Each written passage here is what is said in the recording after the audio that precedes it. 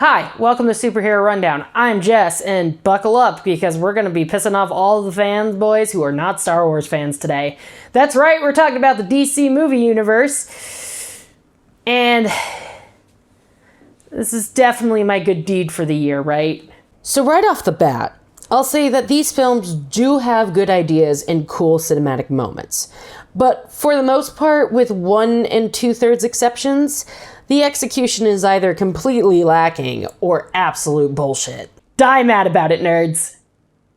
Man, I should really get some t-shirts that say that. Seriously though, these films do have good ideas. They do have cool cinematic moments. There are good things about them. Some of the characterization is spot on, but you can't build a universe around the aspect of Zack Snyder hating human beings. According to the article, for better or worse, Man of Steel is the exact Superman movie Zack Snyder wanted to make. Tom Breihan explains, the thing you need to know about Zack Snyder, he doesn't give a fuck about humans. He never has. Has there ever been a fully formed, convincingly alive character in any Zack Snyder movie? Off the top of my head, the closest thing to one I can think of is Chips, the dog from the Dawn of the Dead remake. Snyder's characters don't laugh or interrupt each other or trail off mid-thought. They don't do things that humans do. Instead, they brood and pose and play out their parts in vast, preordained narratives. And that's part of what makes the DC movies a hot mess of a narrative.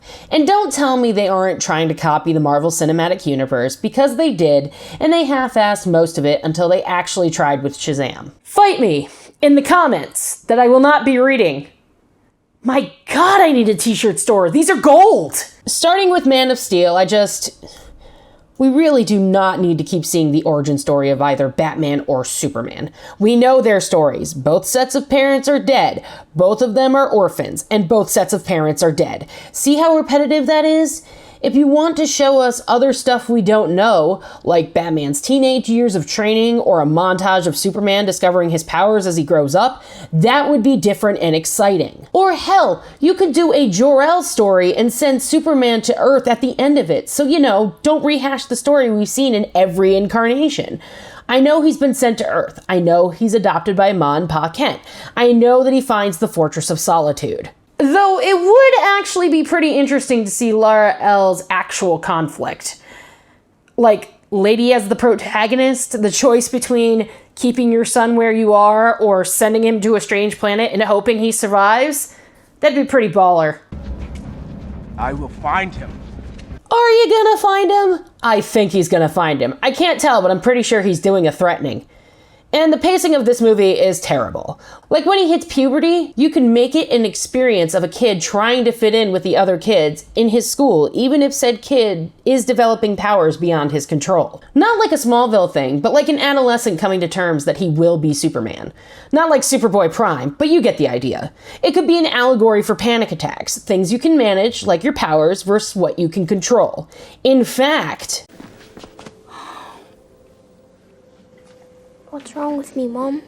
you can make an entire movie out of that one fucking line. Okay, so yeah, I'm only talking about what could happen, but bear with me here. In his article, Tom Breihan breaks it down. To understand what Snyder didn't do, you have to know what Superman is, at least in the popular imagination. Superman is supposed to be a mythic Boy Scout, a willfully corny guardian whose greatest weakness is his overwhelming love of humanity, and whose greatest heartbreak is that he can't save everyone who needs saving. Superman is bright and optimistic and silly. In this movie, it's dark. It's really dark. It's really hard to see the light of the character with how edgy he is. Instead of talking about all the issues with this movie, because I would be here all year, I'm going to focus on the two things this movie seems to be saying. That Americans should be anti-immigrant, and that the US military is the best thing ever. If you think I'm anti-immigrant, or think that the US military is the best thing ever, man, you're gonna find me really rude in the next 30 seconds. Let's start with the less hairy subject, the US military being the best thing ever. No, it's not. We use 47% of the federal budget to fund our military, which is a lot for one country to put on the taxpayer, especially when they cut food stamps and there are homeless veterans, and women can't control their bodies apparently. The military in this movie demonstrates their power by doing collateral damage to Smallville and killing civilians. Even the military is not this sloppy on US soil. Only in places with not white people are they sloppy. Oh, did I just reveal the secret? Well, shit. And even when they throw their power at the Fortress of Solitude, it isn't good enough. The security measures are only for a Kryptonian to disable, so good job there at least. What's actually really hilarious about this is that the military thinks they can hurt Superman. I know you're trying to find out where I hang my cape. You won't. Then I'll ask the obvious question. How do we know you won't one day act against America's interests? I grew up in Kansas, General. About as American as it gets.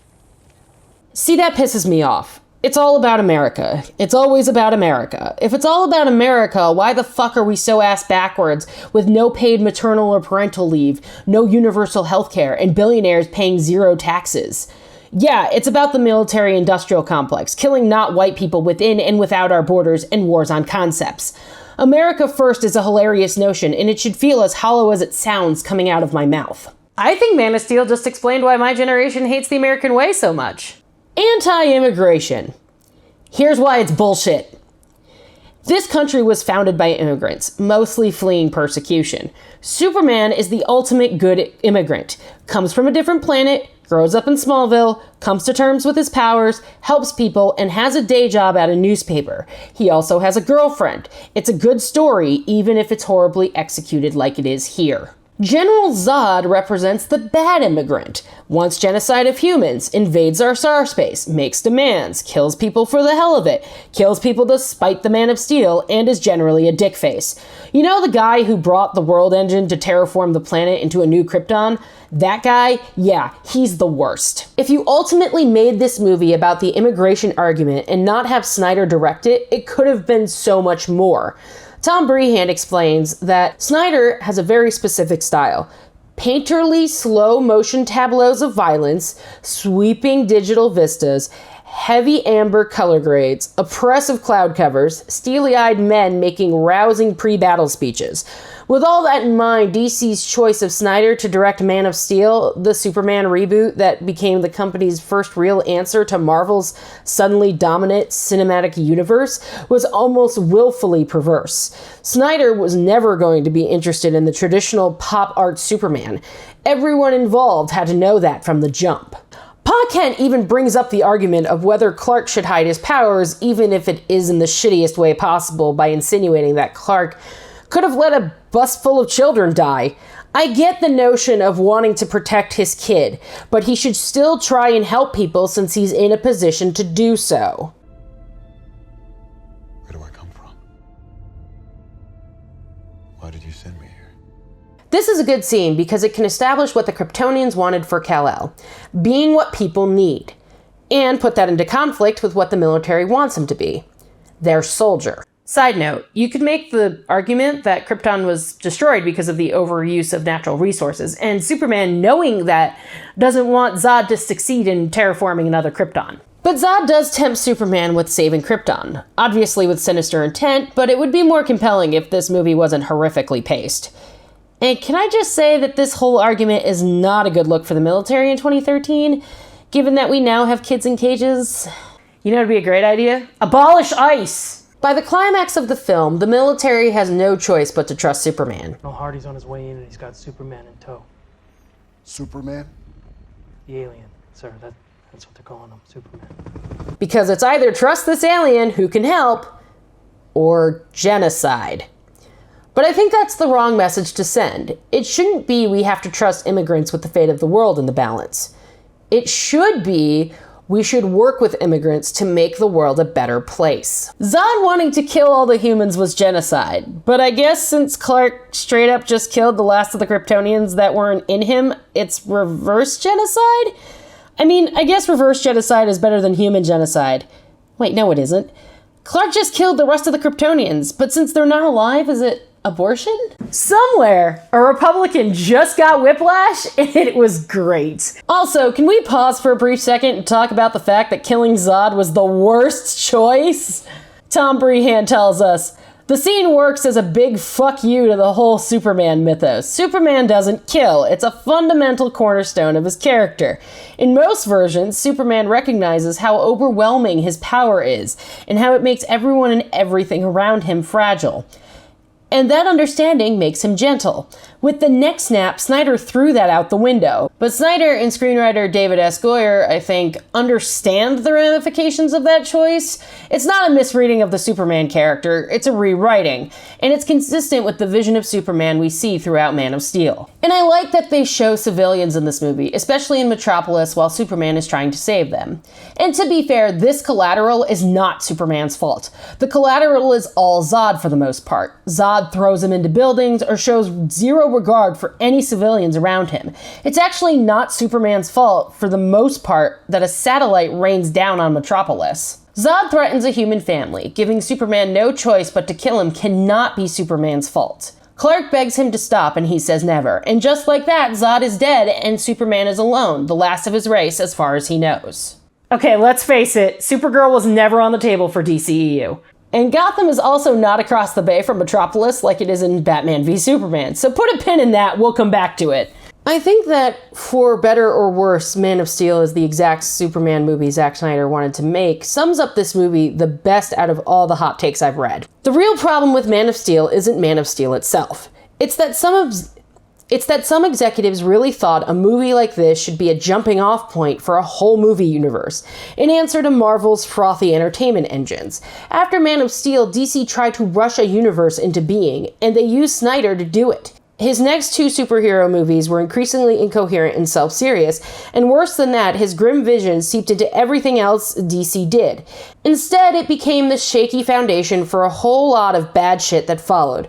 Plenty of that blame falls on Snyder, and plenty more falls on the executives who hired him and then kept hiring him. And then we have Batman v Superman, Dawn of Martha. I cannot believe that this is the first live-action Wonder Woman on the big screen. Not so fun fact, by the way, Steve Mnuchin is an executive producer on this movie. Yes, that's Steve Mnuchin. No, there aren't two. I checked. He also produced the Lego Batman movie, so you know. He financed the Snyderverse. I hate him even more now. Metropolis is across from Gotham in this movie, but wasn't in Man of Steel. So, like, what the fuck happened? Did they just pick up and move all of Gotham after the Zod incident?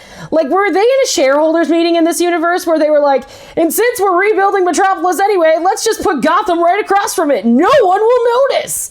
They came for Batman and Superman, not logistics. But if National City is here, and Central City is here, then why the fuck is Gotham all the way over here? Oh shit, and what about Coast City and Smallville? But that puts Bloodhaven next to Gotham, so why isn't that skyline visible? Here's one of the many problems with Batman v Superman. The way Batman treats Superman is not okay. Specifically because it's implied at the end of Man of Steel that he's seen as a hero as he saved Metropolis from Zod. Like, from Batman's point of view, yes, the collateral damage was because Zod and Superman were fighting, but like, Zod's dead now? Okay, let's talk about Jimmy Olsen for one hot second. How do you just up and kill a major Superman character and expect us to be okay with that? Lois and Jimmy are brought to a secret location where the terrorists discover Olsen is with the government and execute him.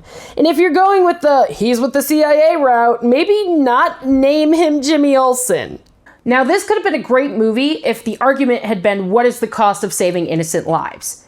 Now, hear me out before you get those comments ready that I'm never going to read. Like, picture this. Have the dilemma in the Batman v Superman thing be about how Batman operates in the shadows and Superman operates in the open. That could be a very compelling movie, and it could make Superman's death near the end much more credible. And, like, the Batman argument of finding out things before a bomb comes to Gotham, that could be the moral argument Batman brings to the table. That thing in the desert with Lois, great setup for this argument, and it would explain the US Senate pulling him to Washington, D.C. for an inquiry.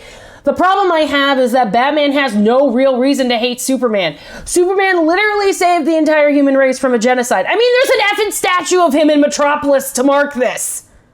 Considering every time your hero saves a cat out of a tree, you read a puff piece editorial about an alien with If he wanted to, could burn the whole place down. There wouldn't be a damn thing we could do to stop it. There it is! The fight angle! We found it, everyone! Go the fuck home! Like, these people actually are happy that Superman exists. I really like the montage of Superman saving people because it could build him as a credible hero. Maybe he's not some sort of devil or Jesus character. Maybe he's just a guy trying to do the right thing. Holy shit! They know what Superman's supposed to be! So why couldn't you do it, Zack Snyder? Now, let's talk about Jesse Lutherberg because I refuse to call him Lex Luthor. This is not Lex Luthor. We could have had Bryan Cranston. He may have even saved the film, maybe? Anyway, Lutherberg has kryptonite now and wants to weaponize it against metahumans, but the problem here is that not all metahumans are going to die from kryptonite. Let me remind you of the one metahuman who has no weaknesses to speak of. Also, how many fucking rules is that senator actually violating to get Jesse into the crash site? I seriously need to know, because that's shady as fuck. And I also don't like that Jesse is playing this weird, but like, not like your third cousin twice removed weird, more like talking to himself, stumbling over words, and generally making people uncomfortable. This is not Lex Luthor. This is a pathetic attempt at Lex Luthor. Lex is supposed to be one of the smartest people in the world, just power mad, not crazy, and talking to himself constantly. If this was an attempt to make me feel creeped out, then congratulations, you have succeeded. Like, the dude ran for president and won. He was removed from office, but this is the kind of guy who could actually run on a platform. Never mind. Apparently the office can house idiots and madmen now. I will say there are good things in this movie, like Superman listening to the news and debates about him. It could be construed that he actually cares about his image, especially as he is the last Kryptonian anywhere that we know of. I also like that in the movie, one man decides who lives. How is that justice? Mrs. Santos is referring to the Batman brand that gets inmates killed. Like I said, this would be a good thread if it was maintained throughout the movie.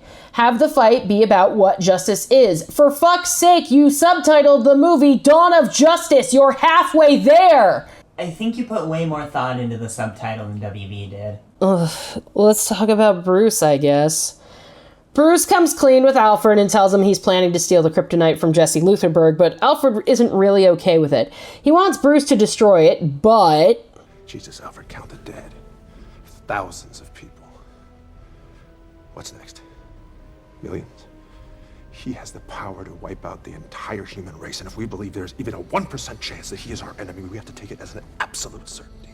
Dumbass over here doesn't have any hope for Superman despite the people of Metropolis building the guy a damn monument for saving them from Zod. But sure, Batman, do your thing! Alfred even tells him that Superman is not the enemy. Did I mention that this Batman kills because of the dock scene? Like, all those guys are dead now. Look at this. You cannot tell me that this flipping cars monster that has cars crashing into other cars is only maiming people. That guy definitely just exploded. But there are things that do make sense in this movie. For example, the general from Man of Steel who got a promotion tells Lois that the bullet was made at LexCorp and it was made to look like Superman did it. Lois deduces that because she was in the desert, it was her fault that Superman showed up. This is actually a really good scene for a number of reasons. 1, it's well acted. 2, it actually has to do with the story. And 3, it's moving the plot forward so we can get to the next action beat. The Senate hearing is also very good, if you look at it from Lois's plot thread.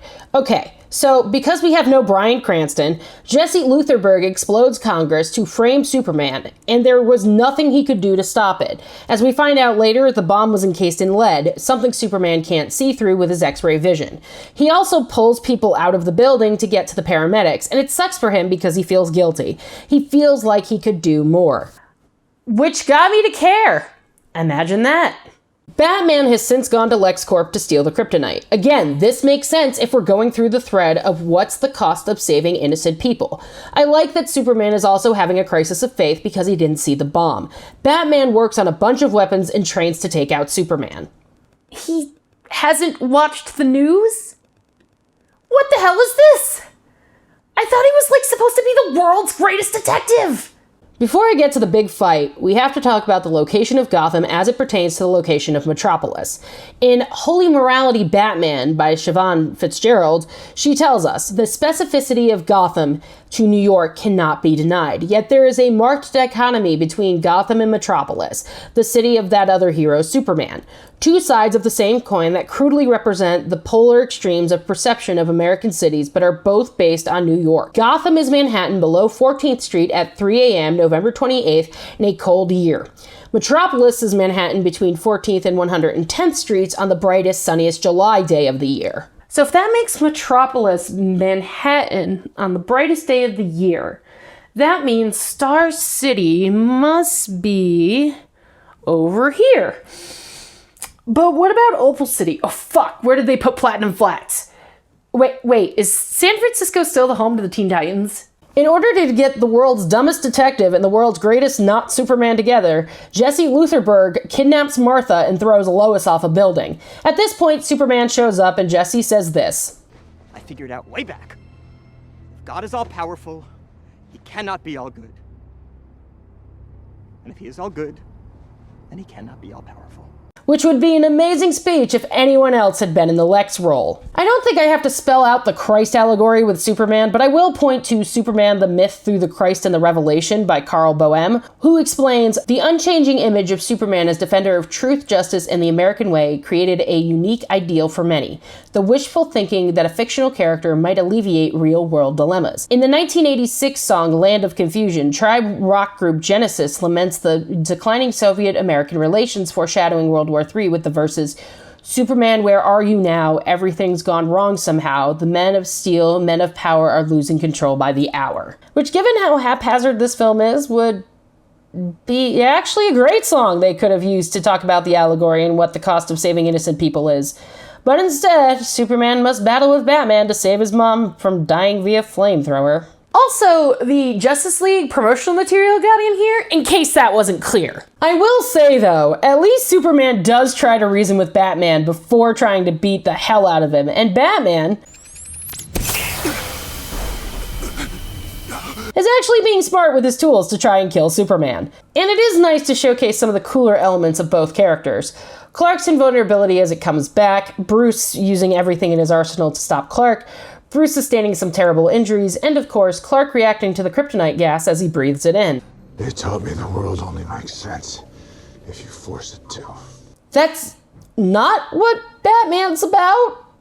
Anyway, Batman's flashback to his parents' death would make sense here after the Martha line if you had to include it in any way. I'm tired of seeing Bruce's parents killed. You've lost. I don't know how to lose. You'll learn. This is actually a pretty great exchange and would be better if the thesis of Batman v Superman was what's the cost of saving innocent lives. Because if Jesse Lutherberg was a good Lex Luthor, it wouldn't be contrived and a Martha plot point wouldn't have been needed. So anyway, the boys and Wonder Woman defeat Doomsday with a glow stick of destiny, and like Superman is dead now, I guess, so that's that then. Side note, I love how the women in this movie know what to do. Diana, Lois, I mean, come on. And this isn't even as exciting as it should be because this movie is a mess. On that note, Superman's death would have a lot more weight if this movie wasn't so stupid. If it followed a logical progression from Man of Steel. But Zack Snyder doesn't know what logical progression means. The film ends with, We can do better. We will. We have to. Which is actually a nice sentiment if you think about it. Anyway, here's Suicide Squad. Suicide Squad was disappointing for many reasons, but particularly in its treatment of Harley Quinn. Though Margot Robbie is perfectly cast, Harley herself is constantly presented in a hypersexualized, mocking, objectified manner, and many found the depiction of her relationship with the Joker to be deeply troubling. As Daily Beast points out, the film seems like it wants to paint Harley as a clueless damsel waiting to be rescued by her loving, albeit evil boyfriend, while underplaying just how monstrously abusive the Joker's actions are to her, as told in The Biggest Scandals to Ever Hit the DCEU by Nicholas Conley. So yeah, Margot Robbie is an excellent Harley Quinn and Deadshot was pretty awesome, but this movie is basically all soundtrack, and in terms of plot, the best part of the film is Amanda Waller, played by Viola Davis. We got lucky with Superman, he shared our values. The next Superman might not. And that sums up why Superman is so important to the United States government in the DC movie universe. And it only took us 3 movies to get here. In other news, I'm not talking about Jared Leto or his bullshit. He was a dickhole to his castmates, and I'll leave it at that. Anyway, back to Amanda Waller being baller as hell. Because getting people to act against their own self-interest for the national security of the United States is what I do for a living. Most of the movie takes place in Midway City. Okay, so, according to Suicide Squad, Midway City is Minneapolis or Chicago? Winnipeg? What the fuck? Is it Bismarck, North Dakota? Milwaukee? Somebody needs to tell me. Oh man, I'm just gonna fucking call Amanda Waller. The plot is basically a bunch of bad guys trying to stop the Enchantress while the Joker's trying to rescue Harley Quinn. It's better than Batman v Superman, but that's not a really high bar to even clear. So let's talk about the music. The thing that takes me out of the movie the most is the fact that there's so much music in this movie. I mean, every time there's a scene change, there's a new song that already exists that's dropped into the movie. It would be like if there's a new song every time I went through my day.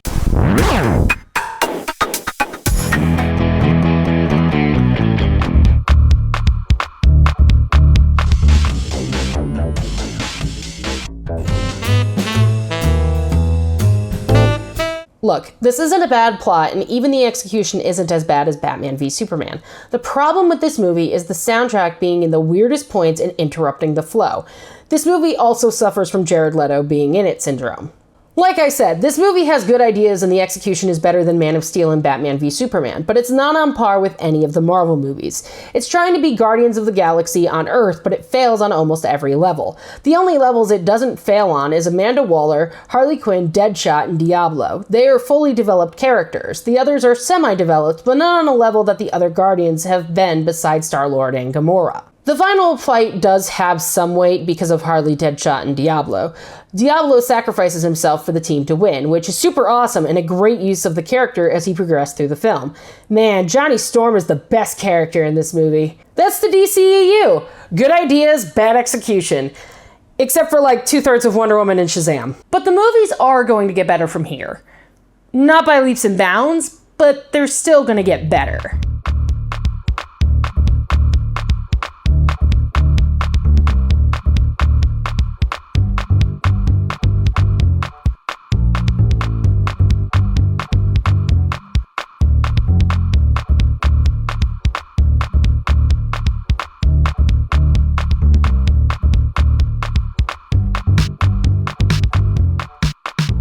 Hey everyone, if you like this video and you like superheroes, subscribe to my Patreon. There's some cool perks like cats and photos and behind the scenes that include cats and public thank yous on Twitter and pictures of cats.